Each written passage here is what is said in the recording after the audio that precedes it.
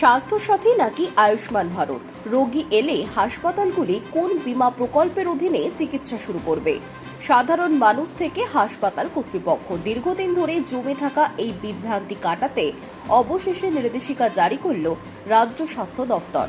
শুক্রবার আনুষ্ঠানিকভাবে একটি নয়া স্ট্যান্ডার্ড অপারেটিং প্রসিডিওর প্রকাশ করে ভর্তির নির্দিষ্ট নিয়ম বেঁধে দেওয়া হয়েছে। স্পষ্ট জানিয়ে দেওয়া হয়েছে, দুটি তালিকার কোথাও নাম না থাকলেও উদ্বেগের কিচ্ছু নেই।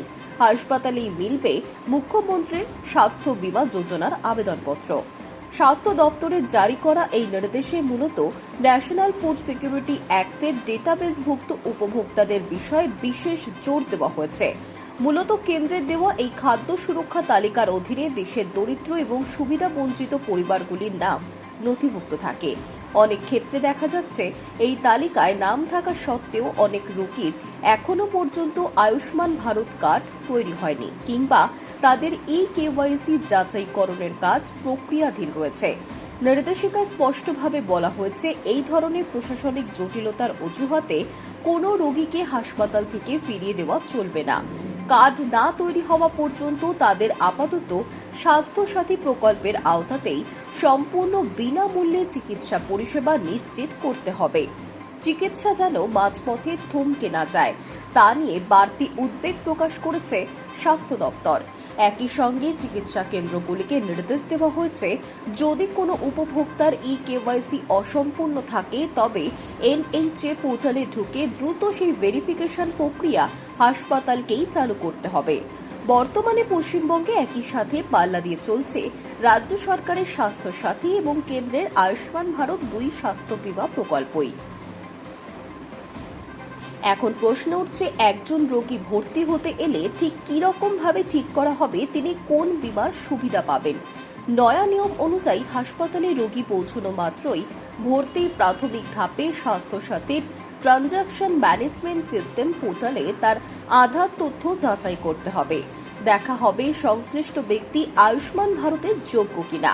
যদি ইতিমধ্যেই তার আয়ুষ্মান কার্ড তৈরি হয়ে থাকে তবে প্রথম অগ্রাধিকার হিসেবে সেই স্কিমের অধীনেই চিকিৎসা শুরু হবে। কিন্তু যদি দেখা যায় রোগী আয়ুষ্মানের মানদণ্ডে উত্তীর্ণ নন, সেক্ষেত্রে সরাসরি স্বাস্থ্যসাথী বীমার আওতায় চিকিৎসা চালানো হবে। প্রযুক্তিগত সমস্যার সমাধানের পথও বলে দিয়েছে দফতর। বলা হয়েছে, আধার যাচাইয়ের সময় আয়ুষ্মান পোর্টালে কোনো ধরনের কারিগরি ত্রুটি দেখা দিলে হাসপাতালকে পোর্টাল ফেসিং ইস্যু বিকল্পটি নির্বাচন করতে হবে। কী ধরনের সমস্যা হচ্ছে তার বিস্তারিত বিবরণ লিখে স্ক্রিনশট আপলোড করার পরই স্ক্রিনে প্রসিড টু স্বাস্থ্যসাথী বিকল্প ভেসে উঠবে এবং সেখানে ক্লিক করে স্বাস্থ্যসাথীতে চিকিৎসা এগোনো যাবে। আর যদি দুই প্রকল্পের কোনোটিতেই রোগীর নাম না মেলে তবে তৎক্ষণাৎ রোগীকে মুখ্যমন্ত্রী স্বাস্থ্য বীমা যোজনার ফর্ম পূরণ করিয়ে নেওয়ার নির্দেশও দেওয়া হয়েছে।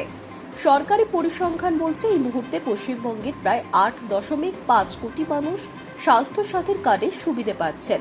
পাশাপাশি রাজ্য জুড়ে আয়ুষ্মান ভারত চালু হওয়ার পর অল্প সময়ের মধ্যেই ওই পোর্টালে নথিভুক্ত হয়েছেন 3.4 কোটিরও বেশি মানুষ। কোন প্রকল্পে কিভাবে চিকিৎসা হবে তা নিয়ে রোগীদের পাশাপাশি হাসপাতালগুলির মধ্যেও যথেষ্ট ধোঁয়াশা ছিল। সরকারি এই SOP-তে সমস্যা অনেকটাই মিটবে বলে ধারণা চিকিৎসা মহলের। Hi News network.